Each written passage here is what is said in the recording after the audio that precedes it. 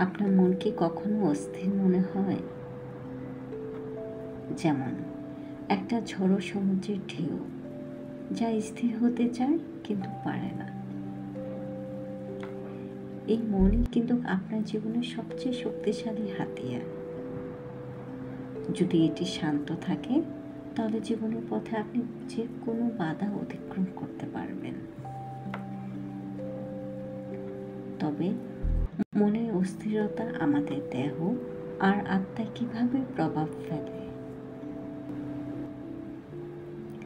এটি আমাদের দেহে ক্লান্তি আর রোগ সৃষ্টি করতে পারে, আর আত্মাকে করে বিষণ্ণ। কিন্তু সমাধান, মনের শক্তি নিয়ন্ত্রণ করতে চাইলে আজ থেকেই এই অভ্যাসগুলো শুরু করুন। নিয়মিত ধ্যান চর্চা করুন, ইতিবাচক চিন্তা গড়ে তুলুন, ছোট ছোট জিনিসের জন্য কৃতজ্ঞ থাকুন। মনে রাখবেন, আপনার মনেই আপনার শক্তি। এই শক্তিকে যদি আপনি সঠিক পথে ব্যবহার করতে পারেন, তাহলে আপনি জীবনে সফলতা আর শান্তি দুটোই পাবেন। ধন্যবাদ।